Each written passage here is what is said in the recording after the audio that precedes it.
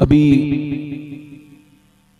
4 या 5 दिन पहले 2 जून को खतरनाक किस्म का एक्सीडेंट हुआ उड़ीसा में।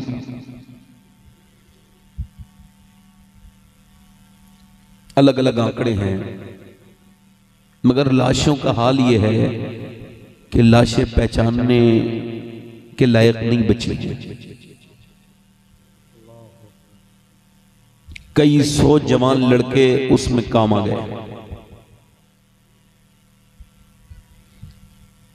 और उनकी लाशें जब निकाली गई हैं तो कोई काट के निकाली गई, कोई 4 टुकड़े करके निकाली गई, कोई 5 टुकड़े करके निकाली गई। कुछ लाशें अभी तक ऐसी फंसी हुई थी। लोगों को पता तो है हमारा मर गया, मगर अपना नजर नहीं आ रहा है कहां उसकी लाश देखें। अस्पतालों की सूरत हाल यह है कि ऐसे लाशें पड़ी हैं कि कोई ना उन्हें पहचान रहा है।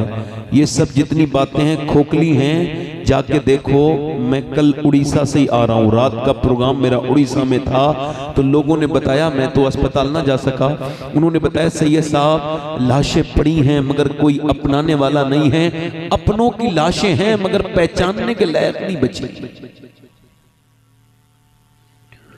वो नौजवान लड़के जो मर गए, क्या उन्होंने कभी सोचा था कि उनकी ऐसी मौत आएगी? सोचा। मौत ने आज तक किसी को वक्त नहीं दिया।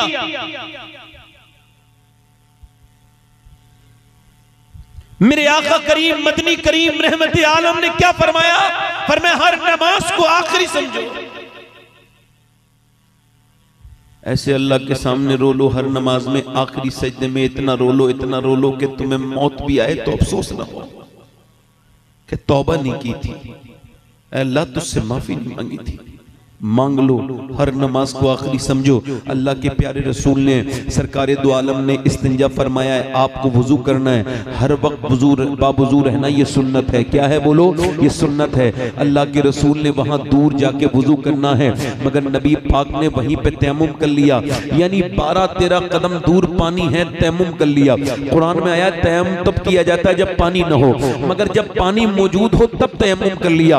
हजरत अब्बास अर्ज करते हैं, या रसूल अल्लाह ये हिकमत समझ नहीं आई, पानी यहाँ दूर मौजूद है 10-12 कदम, और आपने ये यहाँ पर आपने ये मिट्टी से क्यों तयम्मुम कर लिया, मिट्टी का वुजू क्यों कर लिया? तो मेरे नबी पाक की आंखों में आंसू आए। फरमाया मेरे चचा, मुझे वहां तक पहुंचने की उम्मीद नहीं है और मैं अपने अल्लाह की बारगाह में बेवुजू हाजिर नहीं होना चाहता।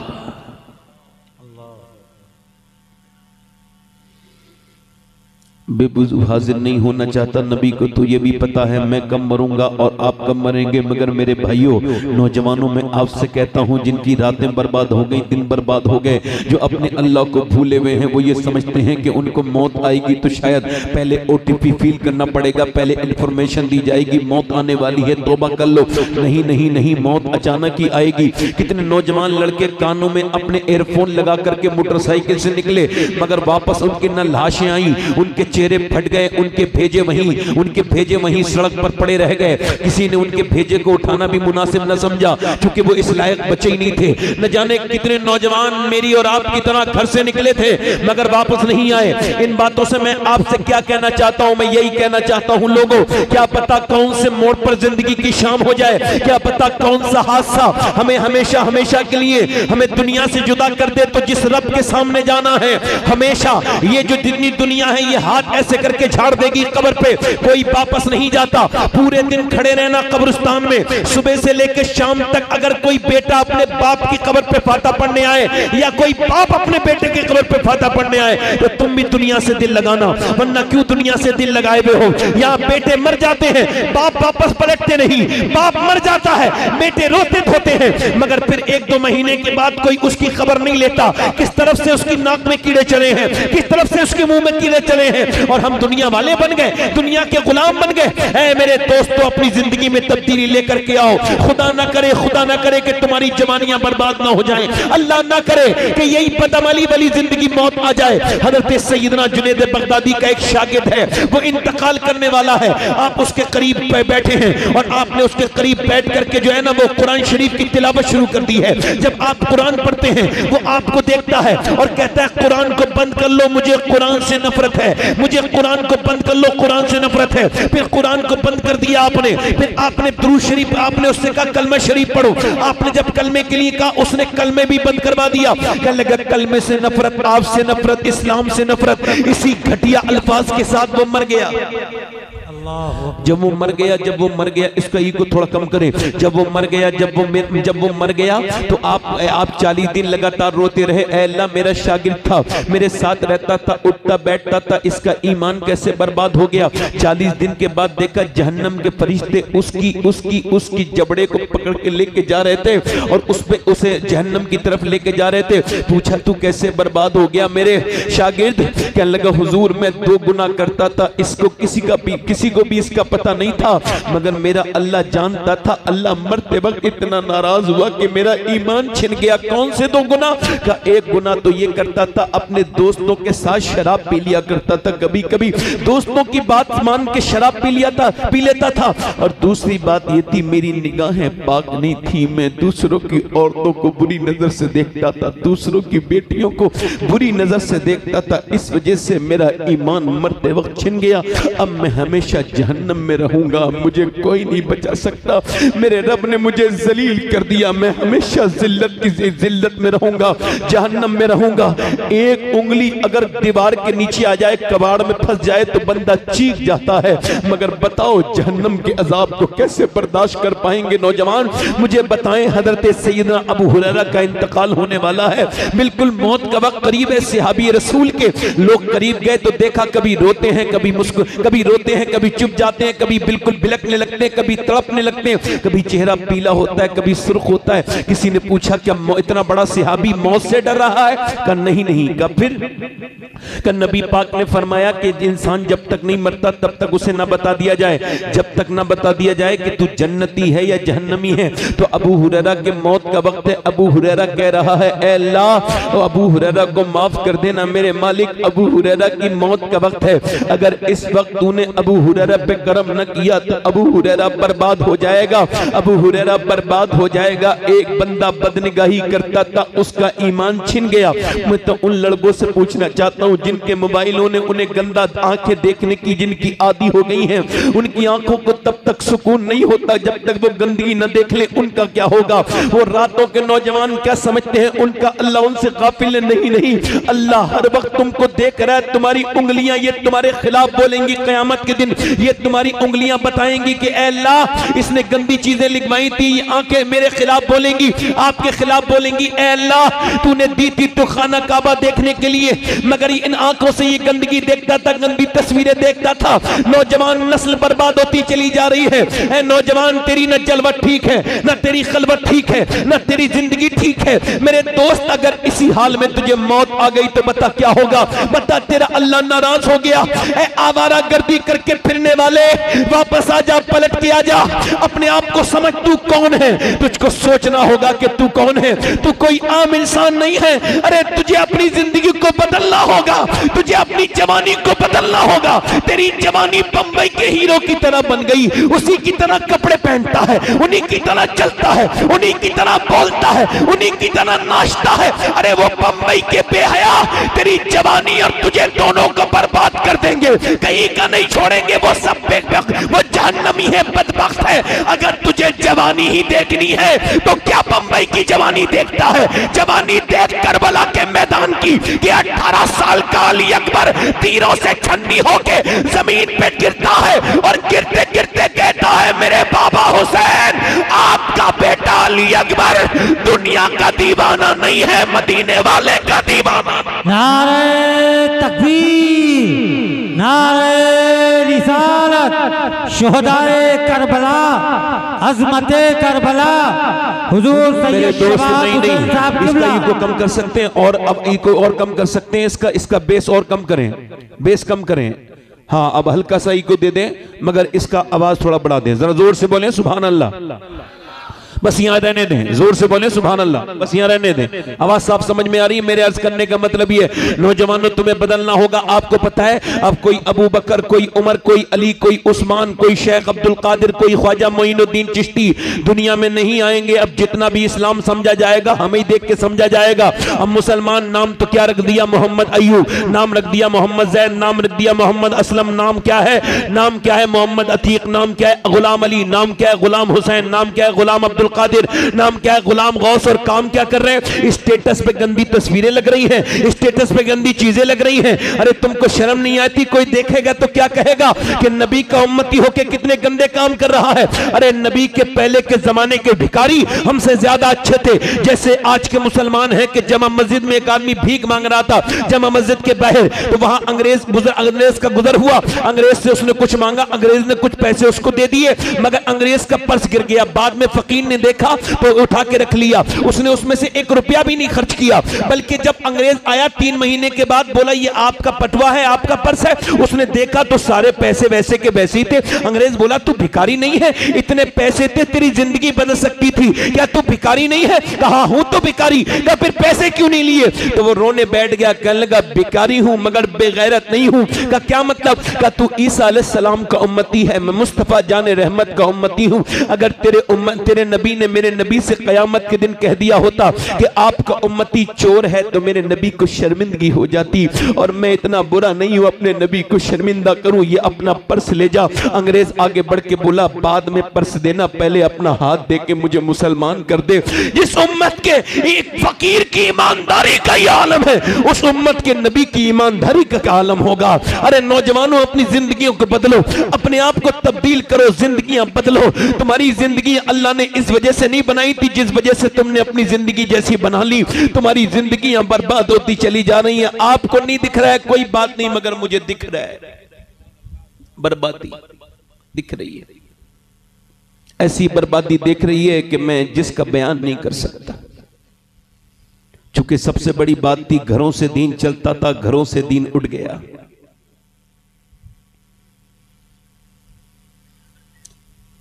पहले औरतें ही अच्छे बच्चे तैयार करती थीं, मगर अब औरतें फिल्में देखने लगी, ड्रामे देखने लगी, गीबतें करने लगी, चुगलियां करने लगी, बदतमीजियां करने लगी। औरतें नेक होती थी तो बच्चे भी नेक होते थे, औरतें बिगड़ गईं तो बच्चे भी बिगड़ गए, माएं बिगड़ गईं तो बेटियां भी बिगड़ गईं। फलां की लड़की भाग गई, फलां की लड़की ने नाक कटा दी, फलां की लड़की फलां के साथ चली गई। अफसोस की बात है, मुसलमान होने के नाते बड़ा अफसोस होता है। अफसोस क्या, कभी कभी नींद नहीं आती, मगर क्या ये आज ही भागी है? भगाने की प्रैक्टिस तो बचपन से करी थी। जब उसने सामने अपनी आंखें खोलनी थी तो देखती थी कि घर में टीवी चल रहा है, टीवी में फिल्म आ रही है, फिल्म में हीरो हीरोइन नाच रहे हैं, और वो नाच देखती थी, गंदा नाच देखती थी। अब उसमें इश्क के अफसाने दिखाए जाते थे, उसमें मोहब्बत दिखाई जाती थी हीरो हीरोइन की। जब हीरो हीरोइन मिलते नहीं थे तो माँ रोने लगती थी कि इनकी प्यार इनसे मिला नहीं, और जब वो देखती थी कि हीरो हीरोइन भाग गए तो माँ खुश हो जाती थी, देखो इसका प्यार इसे मिल गया। कहां जा रहे हैं बेटे? ए भैया कहां जा रहे बेटे? ये एक आदमी आया था, 3 को उठा के लेके गया। खुदा की कसम इस वक्त ये आम आदमी नहीं है, शैतान से इसका ताल्लुक गहरा है। क्योंकि ऐसी महफिलों से उठने वाला, उठा के ले जाने वाला कोई नेक नहीं हो सकता। बुरा ना मानना, मैं साबित भी कर दूंगा इस बात को, बुरा ना मानना मेरी बात का। हाँ, नेकियों से दूर करने वाला शैतान होता है, और ऐसी महफिलें तो शैतान को सबसे ज्यादा खटकती हैं, क्योंकि वो आपको जिन कामों में लगाया हुआ है, मैं उन्हीं कामों से रोकने आया हूं आपको।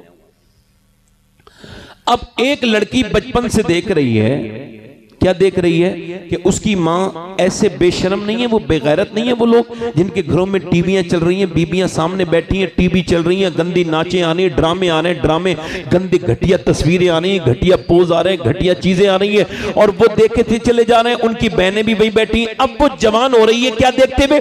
डांस देखते हुए जवान हो रही है। वो क्या देखते हुए जवान हो रही है कि उसकी माँ जब हीरो हीरोइन नहीं मिलते हैं तो रोती है, और फिर उसने देखा कि जब हीरो हीरोइन भागे तो मेरी माँ खुश हो गई कि उसको उसकी मोहब्बत मिल गई, उसको प्यार मिल गया। अब मुझे बताओ कि इसने बड़े हो करके जब ये देखती रही, इसके जज्बात बिगड़ते गए, यहां तक के बड़े होके उसने वही काम किया जो टीवी में देखती थी, फिल्म में देखती थी। अब मुझे बताओ, अगर मां को वो देखती थी टीवी के सामने रोते हुए, अगर उसी बेटी ने अपनी मां को सजदे में रोते देखा होता तो क्या कभी वो ऐसा काम करती? कभी ना करती।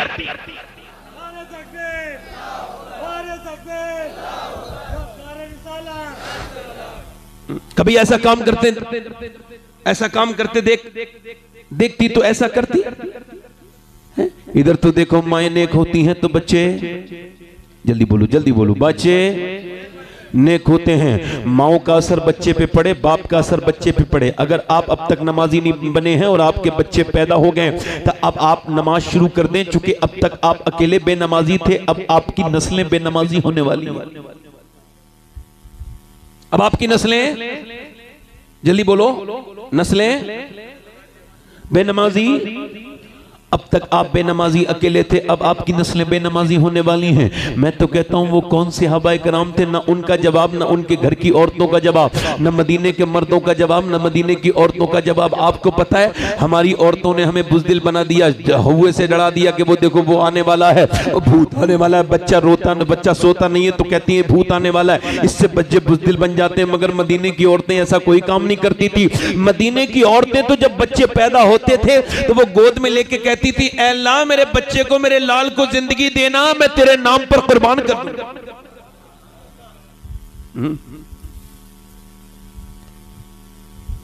अरे बच्चों, मेरी बहनों सुनो, मेरी बेटियां सुनो, एक मिसाल दे रहा हूं।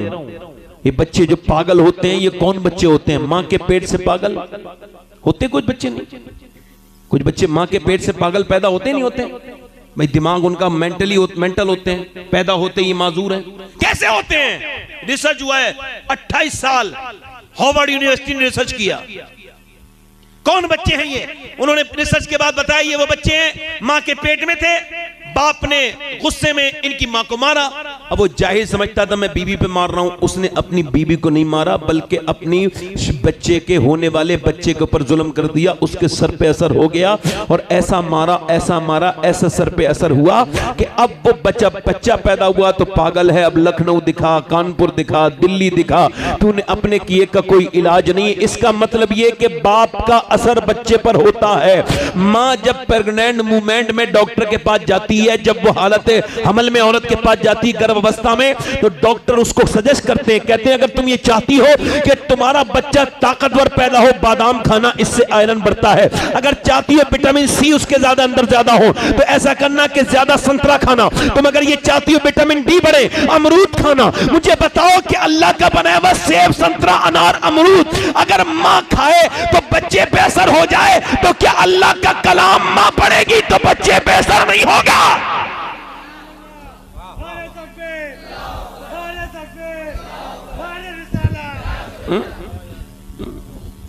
असर होगा नहीं होगा? बोलो, जल्दी बोलो, होगा कि नहीं होगा? हैं? मगर अब कैसे असर नहीं हो रहे? तभी तो मैं कह रहा हूं सिहाबा लाजवाब, सिहाबियात लाजवाब। अच्छा, मदीने के मर्द लाजवाब इस वजह से हैं कि उन्होंने तारीख लिख दी। वो कभी न तो डरे न किसी से दबे। मक्के की औरतों ने जब ये कहा लो अबू जहल से, जब ये कहा लो अबू जहल ये हमारे जेबरात ले लो, मक्के की कुफ्फार औरतों ने, काफिरा औरतों ने कहा, कुफ्फार की बीबियों ने कहा ये हमारे गले का हार ले जाओ और नबी के दीन को खत्म कर दो। सोने की ढेल लगा दिया, अबू जहल के सामने रख दिया। तो मदीने की औरतें भी हुजूर की बारगाह में आई, या रसूल अल्लाह घर में फाके हैं, पैसा कोई नहीं है, अलबत्ता हमारे पास माल तो नहीं है, ये 18 साल का लाल लेके आई हूं, इसे ले जाइए और दीन को बचा लीजिए। बोल नहीं रहे हो आप? जोर से बोले सुभान अल्लाह। दोनों हाथ उठा के बोला करो या रसूल अल्लाह। हाँ, जरा थोड़ा सा सुनने का अंदाज सीखो, ज्यादा बोलोगे तो अच्छा सुन लोगे। जोर से बोलो सुभान अल्लाह। नबी पाक ने जब हजरत सैयदना बिलाल हबशी ने ऐलान कर दिया कि जंग के लिए बच्चों, जंग के लिए लड़कों की जरूरत, फौजियों की जरूरत, औरतें अपने अपने बच्चों को लेकर के आए, जब ये ऐलान हो गया पूरे मदीने में, जब ये ऐलान गूंजने लगा, औरतें सुबह से लेकर शाम तक आई। मगर हैरत की बात थी, 18 साल का, 22 साल का, 22 साल का, 24 साल के, 25 साल के माएं अपने बेटे को लेकर आ रही है, बीबियां शोहरों को लेकर आ रही हैं, और बहनें अपने भाइयों को लेकर आ रही हैं। मगर हैरत की बात यह थी, एक ने भी नहीं कहा मेरे बच्चे का ख्याल रखना या इसका ख्याल रखना हुजूर, मैं इसका इंतजार करूंगी, बल्कि सारी औरतें यही कहती थी, या रसूल अल्लाह जब जंग हो तो अगली सब में खड़ा कीजिएगा ताकि ये शहीद हो जाए और मैं शहीद की मां कहलाऊं, शहीद की बहन। वाह वाह वाह, जिंदाबाद जिंदाबाद।